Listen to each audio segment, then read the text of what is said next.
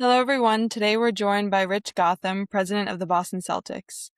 Rich has spent more than 2 decades helping lead one of the most iconic organizations in sports. After beginning his career in technology and digital media, he joined the Celtics in 2003 and has served as president since 2007, overseeing the business side of the franchise through championship runs, organizational growth, and the ever-changing landscape of professional sports. Rich's career offers a unique perspective on leadership, culture, and what it takes to build something meaningful that lasts. Throughout his journey, he's had a front row seat to the realities of managing people, navigating pressure, and creating an environment where excellence can thrive. Today, we're talking about leadership, organizational culture, decision making, performance under pressure, and the lessons Rich has learned from helping lead one of the most successful franchises in professional sports. So, Rich, thank you for joining us. To start us off, in your own words, who are you, what do you do, and why do you do what you do? Could go anywhere with that one. Who am I? One. Who am I?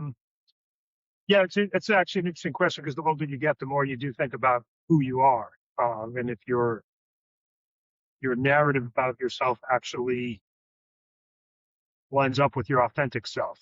And I give that a lot of thought. But I mean, if I were to say I'm a husband, I'm a father, I'm a brother, I'm a friend, I'm hopefully a decent leader and mentor. And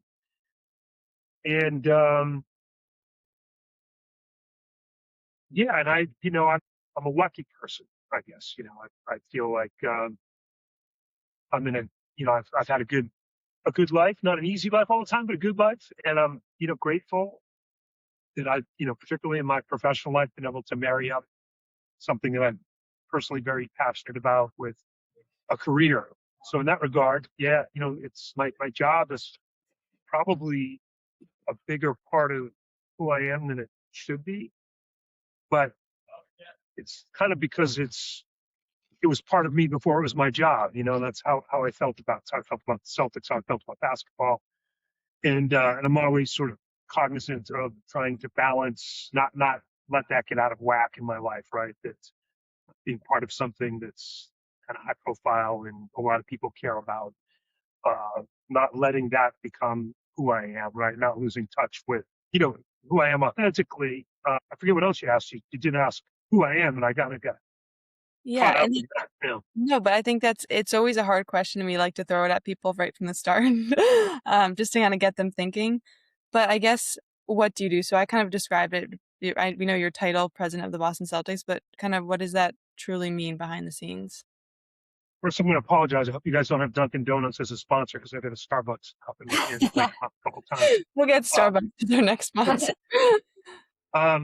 yeah, so my job as president of the Celtics is to kind of oversee the overall operation, primarily the business aspects of it. I mean, the way a professional sports team works and the Celtics work is, you need to generate revenue to pay players to win championships if you're the Celtics, right? It's an oversimplification of everything we do. But if you kind of boil it down, the business is the engine for it that funds the product, which is the team, which consists of a roster of players. And my job is not only to sort of oversee, like, sort of fueling the overall business, but it's also where the business and the basketball come together, which is pretty much everywhere. Every decision you make, whether it's a player transaction, a free agent signing, a draft pick, a trade, you have to take a problem solving approach to everything. Every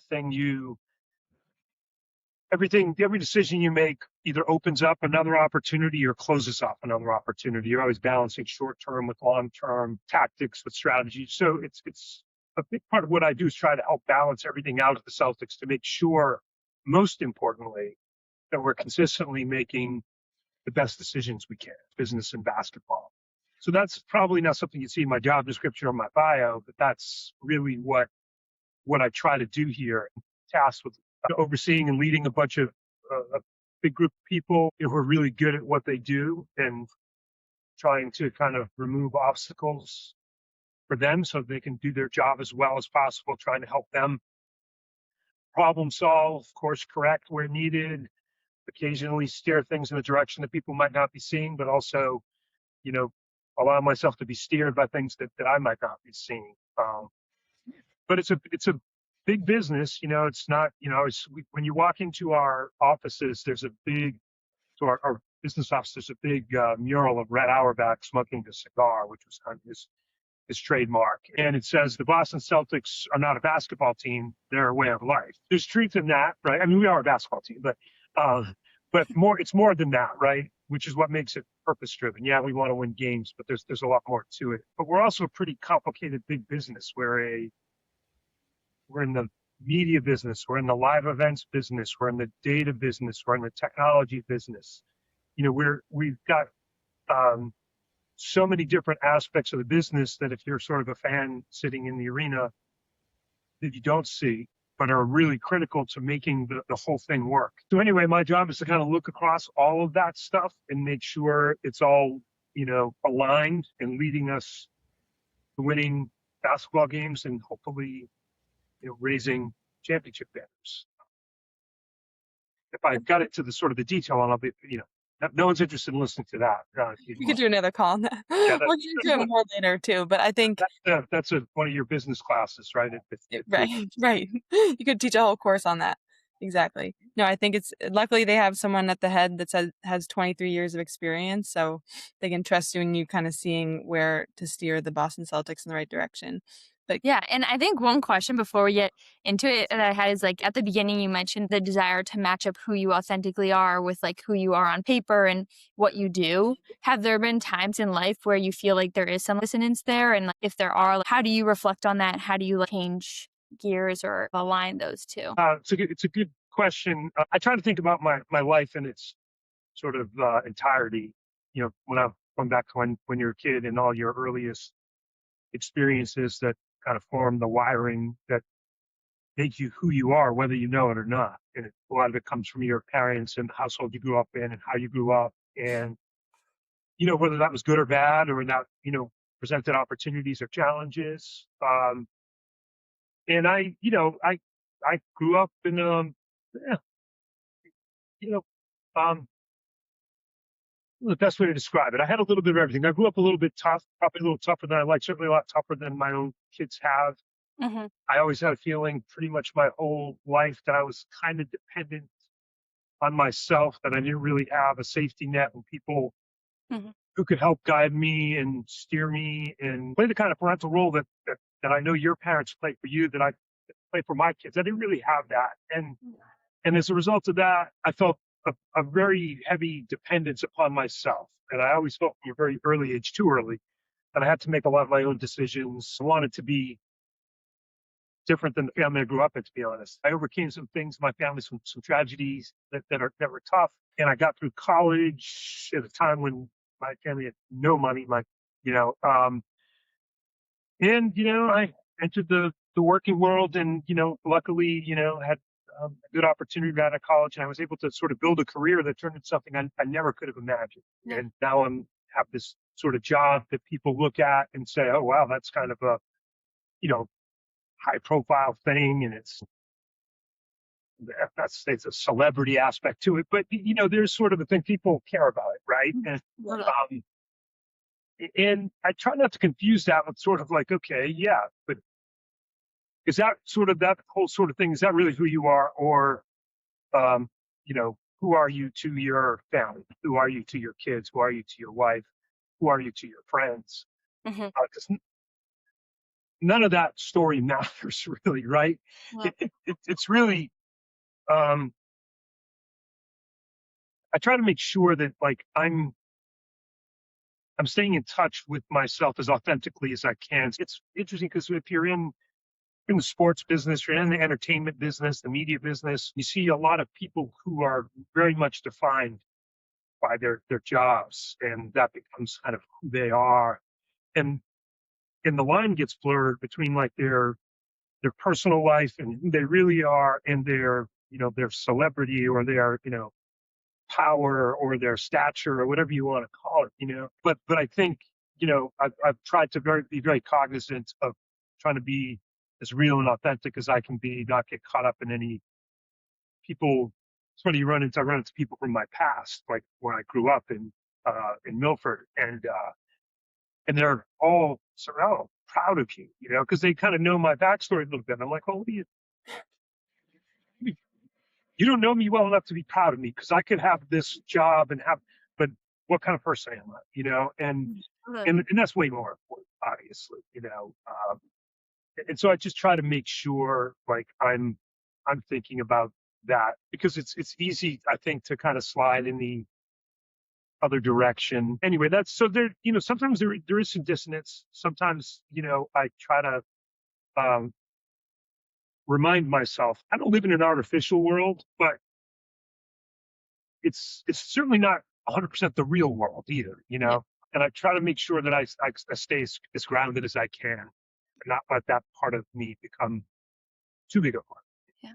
I know you mentioned a little bit like about your life growing up. We typically like to kind of get back to the beginning and kind of hear, it sounds like you're definitely like a determined self-starter, hard worker. Could you just like give us a sense of who you were as a kid? Yes, it's funny, probably because my dad to some degree was a huge sports fan. It was always a really important part of my life. And I wasn't some like great athlete that sort of defined my path in life, but my love of it, my passion for it, and my interest in it at all levels was always sort of there. And part of the way I grew up was that, or it was out of necessity. I needed to have a work ethic, I needed to sort of take care of myself financially. I think that was put into me from my parents. Both had a strong work ethic.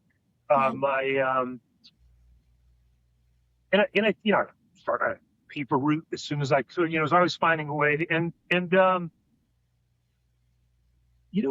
think I was pretty driven, and I'm not exactly sure like what drove me, and not in like I'm competing with everyone else kind of way, but I always wanted to, whatever I was doing, I always felt like I wanted to do well at it. And I don't know if that's because I felt like I needed to be a pleaser, and that's how I made other people happy or feel good about me, or what it was. But when it came to school, I had no heat at home. I didn't have to study if I didn't want to. I could not do my homework. No one was sort of pushing me academically. I always felt a little pretty self-motivated that way. And then, when you look back on things, you get, as your life progresses, you say, well, those were things that they were kind of out of necessity, and you don't always understand like why you are who you are. And you say, well, I wasn't that, things would be very different. And, so I think as a kid, even though, I've lived through some difficult stuff, I always had happy. And I never was too worried about what other people were doing that I wasn't doing. I was never, never unhappy. And even, so I always had kind of a carefree aspect to me. I kind of had a little bit of a wild streak in me, not like go off and do crazy things, but it's, kind of part of the package, I guess. Yeah, so that's how I sort of, describe myself. But I also think, it's easy to sort of look back and say to yourself, what did I get that I needed, or what didn't I get that I needed, Yeah. And those two things all sort of, shape, who you are, And I think it's different for every kid coming up based on their family environment.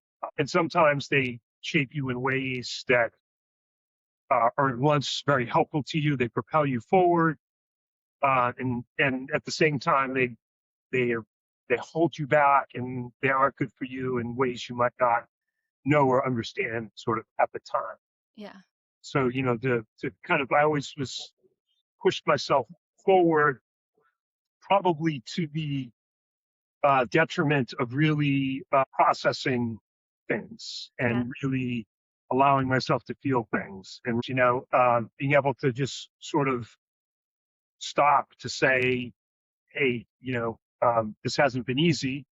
So I think, when I think about like how my life arc has gone, and the things that I'm proud of, I'm also say, yeah, but those things come at a cost. Like you push some other stuff off to the side, you don't deal with it. Yeah. And then you get older and you're like, oh, like these things are still hanging around. They're still real, and they don't go away.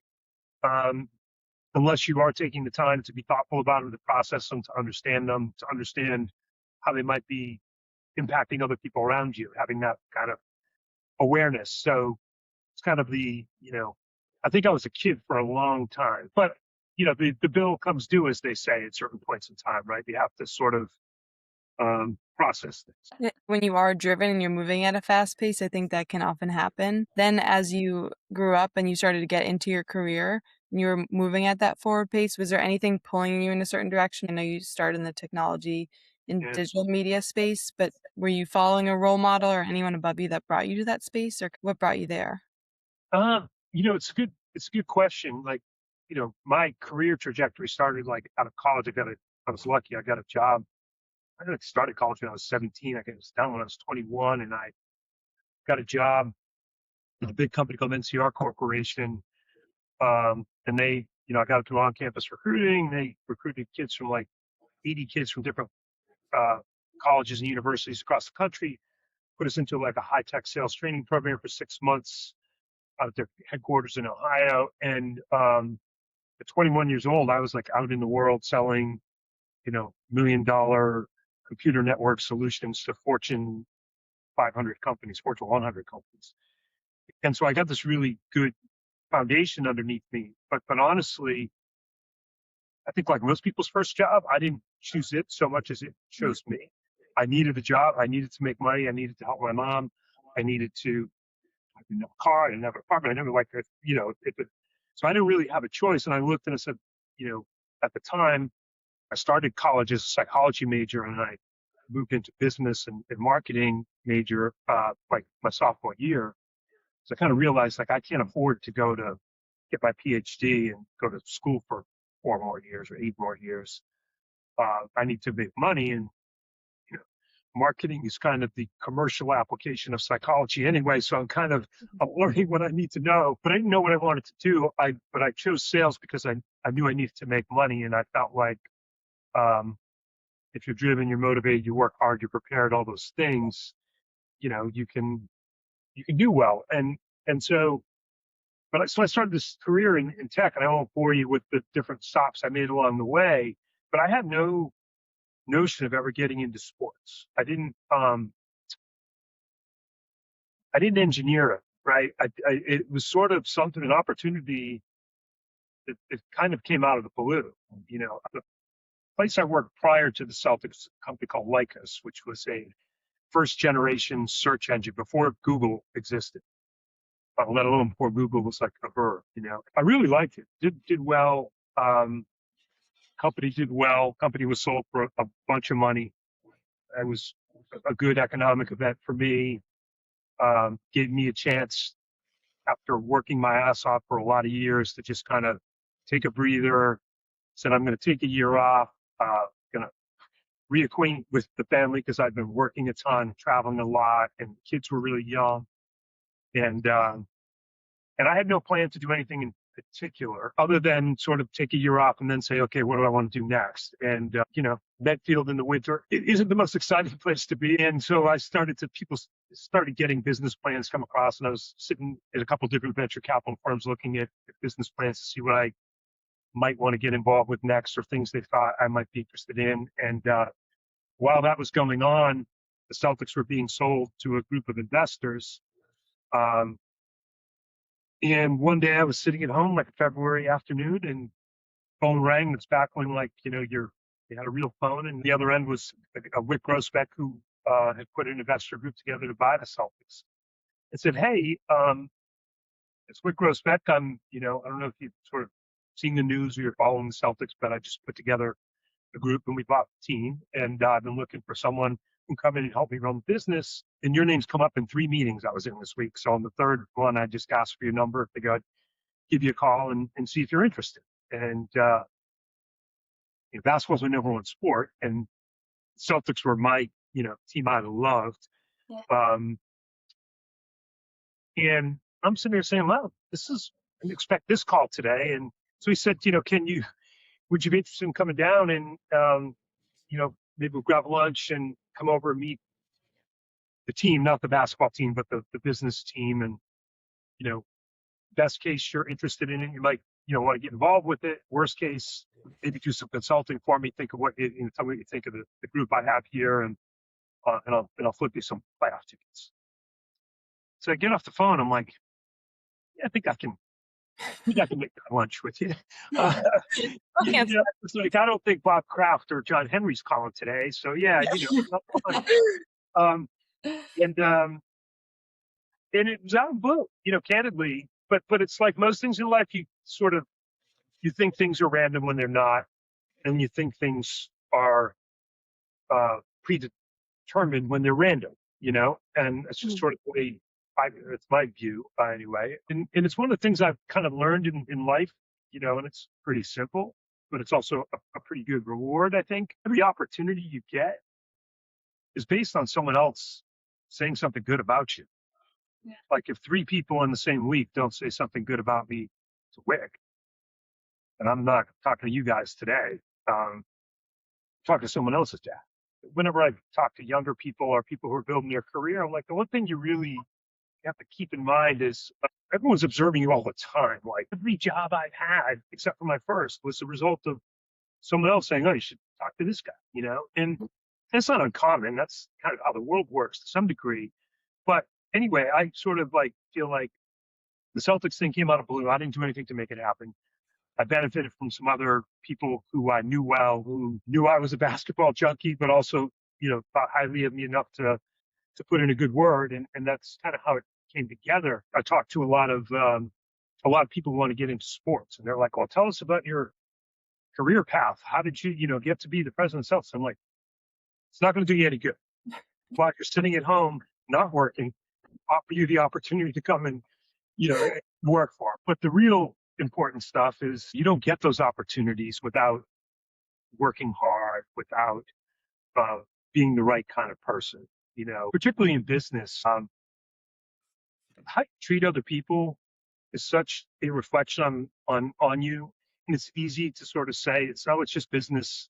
So I can do something that I don't feel good about, but my rationalization is it's good for the business, so I'm okay doing it. Or I can treat someone disrespectfully or poorly because they work for me and they can't do anything about it. Yeah, 2 things that stand out are, one, that a lot of the decisions or opportunities were built out of necessity. When you have privilege and the opportunity, like you've provided your kids, there's so many opportunities, but growing up when you don't really have a choice, you just kind of have to choose what's in front of you. Another thing we really want to talk to you about too is the Celtics organization, how you lead at that scale. Yeah. What kind of culture do you want people to feel when they walk into the Celtics organization? Um, can I swear on your podcast? Yes. This is not PG. Yeah, listen, I want people to give a shit. Like I want people to really care, and in order for that to be true, I think that they need to feel purpose beyond a paycheck, right? And I think that's where culture comes from.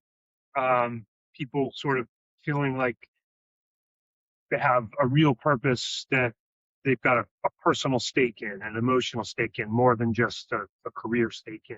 And I think, on the surface at the Celtics, you'd say, well, that's easy because the Celtics are, about trying to win championships. And so everyone can align around, raising the banner and winning a championship. But you can't control that. You can do your best every year, try to make all the right decisions, but sometimes it still doesn't go your way. And it takes luck, and it takes a lot of things that just, are out of your control. So if your only purpose is like winning championships, it's not going to be fulfilling all the time. There's got to be something else. And I try to think about it this way because this is how I've been at the Celtics for 23 years. It's a long time. Yeah. So like, what kind of keeps me going? There's a few things that keep me going. There's sort of professional, like career challenges and curiosities and growth and all those kinds of things. But I'll tell you, the thing that's always kept me a part of this and prevented me from leaving it, it's like we're putting joy out into the world. I mean, we're really providing people with a mostly positive escape from all the bullshit, like all the stuff that's going on in this insane world that we live in. And it's not just when you win; it's when everyone comes into the arena together and shares that like communal experience every night. It's when just a Make-A-Wish kid, their last wish is to come, to a Celtics game or to meet Jason Tatum, or Um, you're part of something that people have so much like regional pride about. Yeah. Like when I was coming up in the 80s, Boston was all about the Celtics. It's sort of like when Tom Brady played for the Patriots. Yeah. But any city you go to, anywhere you travel to, they'd be like the Celtics. Larry Bird, the Celtics, and everyone and you have this cultural pride about it. You're giving people that pride, and then you're giving them this sort of opportunity to kind of experience joy that's kind of hard to find. And it's probably sports and live music or live entertainment. I've been part of 2 championships, and in both cases, you take the boat ride through the city. And we tell our employees this. When you join the Celtics, and you become part of this, you're part of the winning, you're part of the losing, you're part of it all. And when we win a championship, you're going to be on the duck boats. You're going to go through that city just like Jason Tatum and Chandler Brown are, and you're going to be part of that, and you're going to understand at that point what this all means. And when you do that, like in 2008 when we won, it was the first one the Celtics had won since 1986, and we were kind of breaking new ground. We kind of restored the Celtics to their championship level, and it was a really proud accomplishment. And but we were in the blender the whole year. I don't even know how to explain it. It was just like crazy adrenaline, and suddenly you're on the duck boats. You're like, oh my God, this has all happened. And it's almost, you can't process it all until you get some distance from it. Then you sort of go forward to 2024, and we won. And I've been through it once, so I kind of had a sense of really enjoying the journey and really taking it in and really kind of giving myself to it, not worrying about planning the duck boat parade or the championship rings or because there's a million things. As soon as you win, it's like kicks off this whole chain of events that if you're on the business side, you're working while all this is going on, Yeah. But we went, did our duck boat, rolling rally, as they call it, through Boston. When I tell you there's 1.5 million people, it was a beautiful sunny day. It was the last day of school for the Boston school system. They let the kids out. They said, you got the day off, go to the parade. Going through that city, seeing, I think it was 1.5 million people along the route. Yeah. Happiest people you've ever seen. Just smiling, cheering, going crazy. And you're like, wow, this is I'm not taking credit, but this is Jason Tatum, Jalen Brown, Brad Stevens. We're lifting this community up. We're lifting these people up. We're giving people joy, and we get to be part of that because it's kind of all reflects back. You're like, wow, this is amazing. So you're feeling your own happiness of accomplishment, doing something together with a bunch of people you grow to care about, and you win it together, and you got that part of it, that part of the team part of it, but then you sort of, oh my God, look at all these other people, how happy they are. Yeah. And you're reminded that that's what it's about. And so going all the way back to sort of purpose and what I want people to, how I want them to feel when they come to work, but that's kind of what they're part of. And that's not just, it's a great purpose to have because you're part of something that's bigger than yourself. Yeah. And it's hard to find that once you're out. When you're in college, you're kind of part of an institution that's bigger than yourself, and you give yourself to that, right? And then you get out, and you're like, yeah, I'm in the real world now. How do I find that sort of same thing that I feel like I'm a part of something? And I think getting people to understand that, not only that, but what the Celtics have meant over the decades, going back to Bill Russell, all the way through to, all the great players, Hall of Famers who played here, all the 18 championships, what it's meant to the city and the relationship to the city and the cultural impact on the city, and the parts of the city that, don't get much attention and don't get a lot of love and are underserved in many ways. And you're lifting those people up. You're their team. That's what you want people to sort of feel. And if you feel even a tiny bit of that when you come to work, that's like a good way to be when you're walking the door to start your work day. Yeah. I love that perspective. And I think it's so easy, especially somebody in your role, to get so into like the weeds of like the logistics and what needs to go on day to day and like the big strategic decisions that you're having. And I'm sure that that does get wrapped up in your mind, but being able to step back and understand that deeper why and the joy that you're bringing to the organization and just the whole community of Boston is so important. And I'm sure somebody like you in your position in a role of leadership is the reason that that is able to spread throughout the organization. And are there core values that you and the team kind of turn back to kind of keep you consistent throughout the ups and downs of the season, of the different years? Yeah, a lot of teams are up and down. They're good for a few years, then they're bad for a few years. And we've been consistently good for the past 20 to 23 years I've been here. Yeah.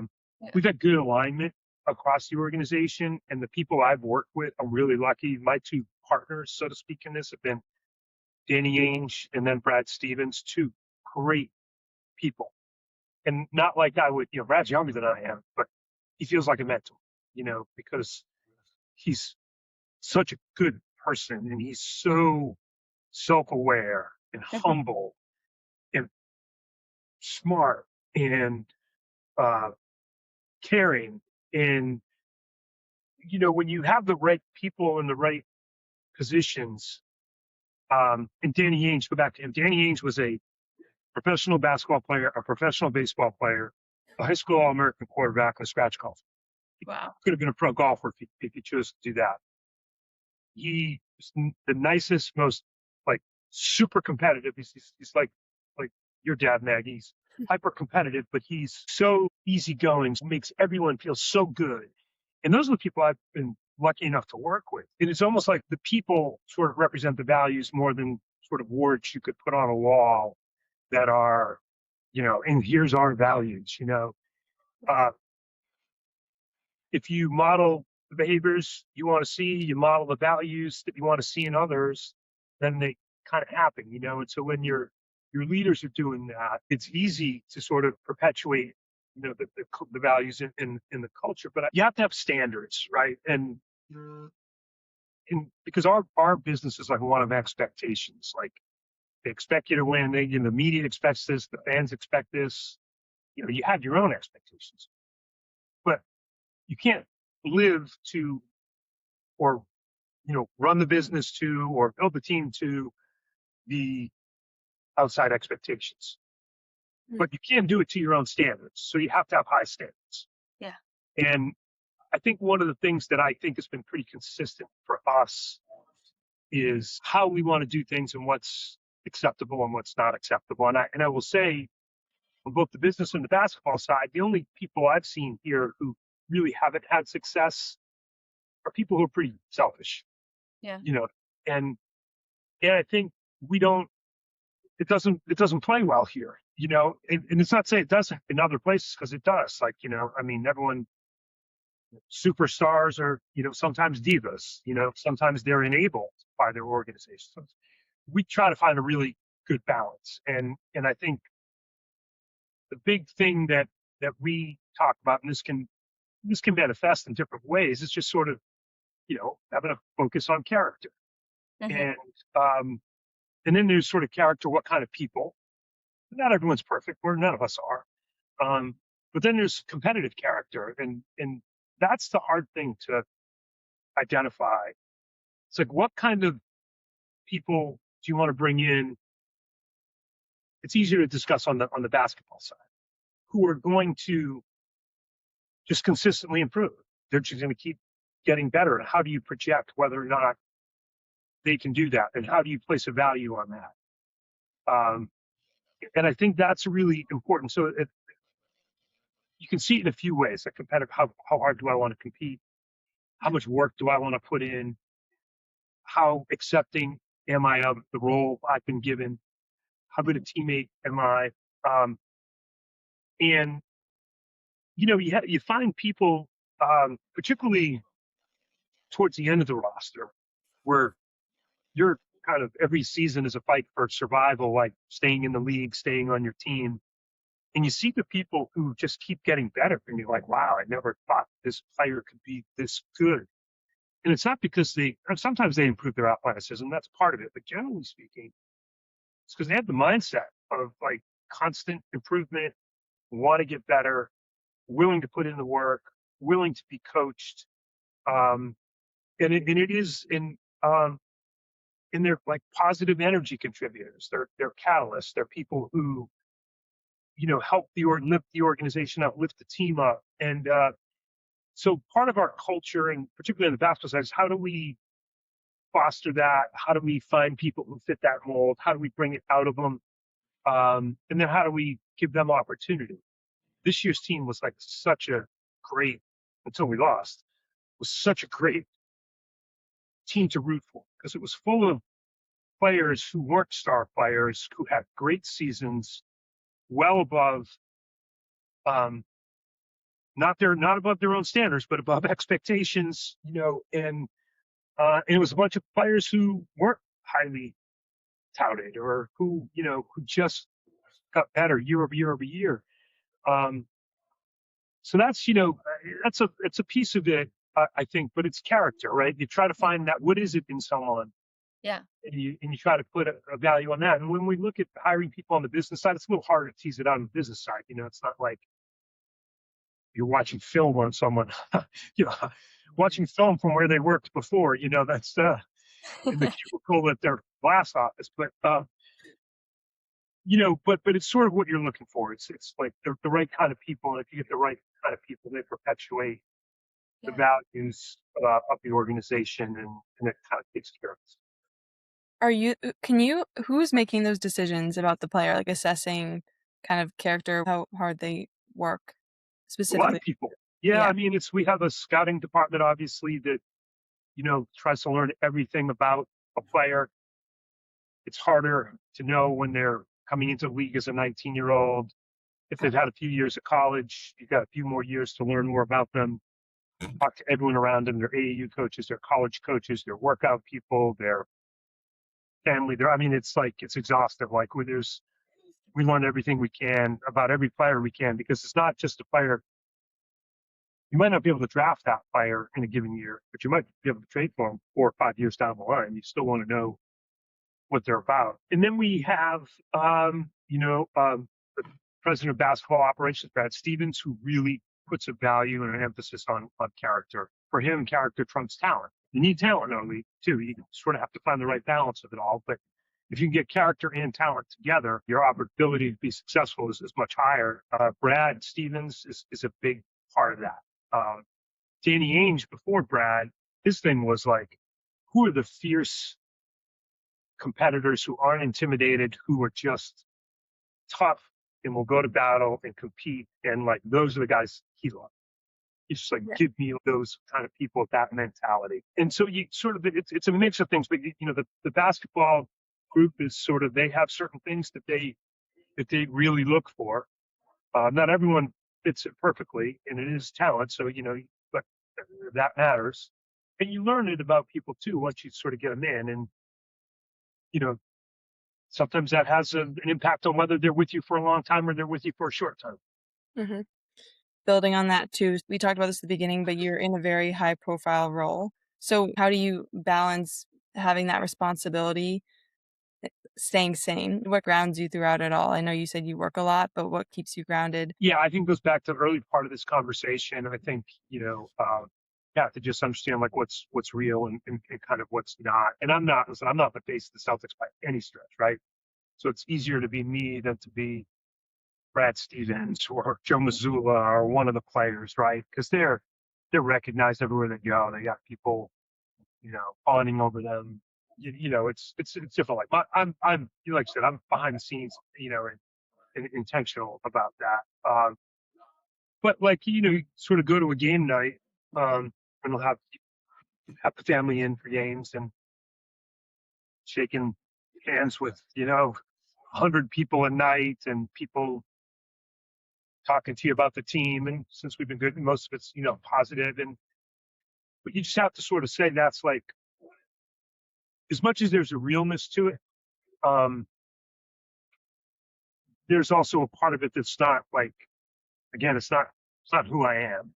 It's just part of what I do.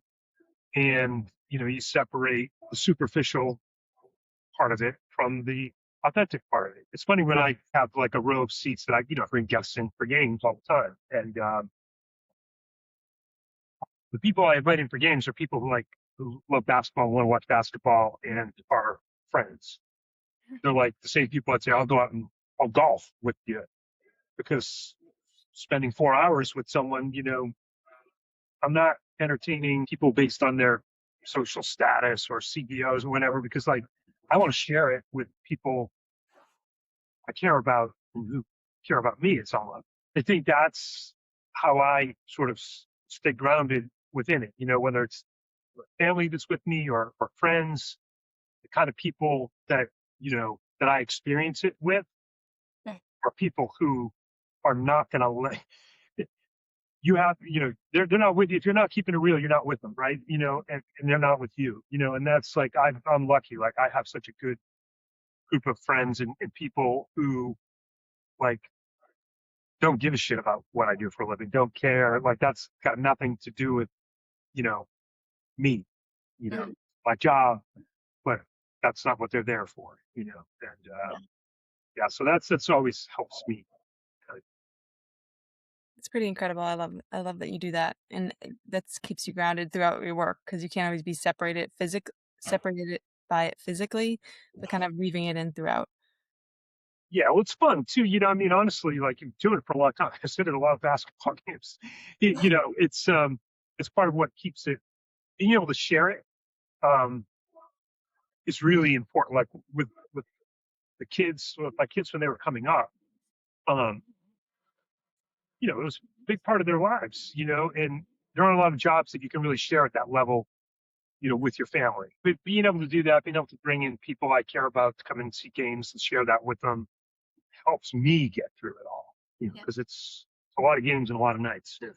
One memory that I do have that sticks with me is when I was younger, probably like 7 or 8 years old, is sitting in those seats. You invited me and my siblings there, and I have the picture of me in like corduroys and my KG shirt.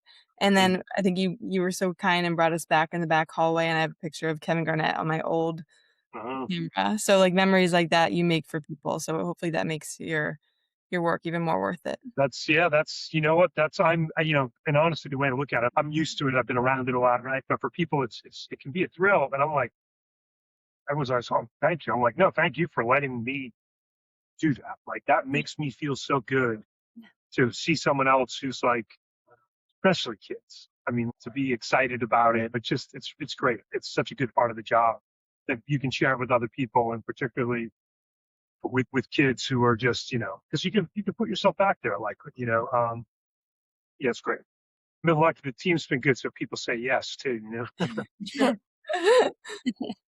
Awesome. Not just hanging out with me, I can tell you that. So we like to close it off with how has your definition of success evolved over the years? And if you could kind of define it in 1 to 2 sentences, how would you define it?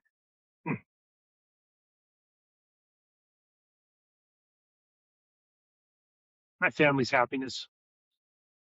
Love that. In a nutshell, that's, I think, Yeah. that's how I would gauge it. I think that says a lot about you as a person. And I think just having this conversation, I'm not surprised that's your answer.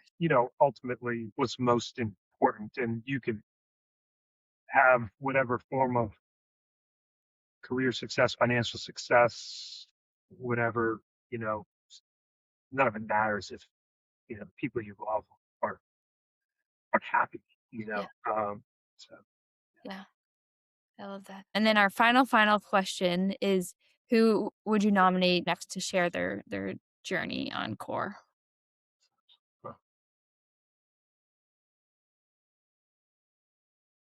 It's a good question. I'm trying to think of someone who would have a good kind of relatable connection. Have you guys had Charlie Wagner on? He's got a big job. Not that that's your criteria. He's like the CFO at Vertex. I think he's smart. He's had a good career, down to earth.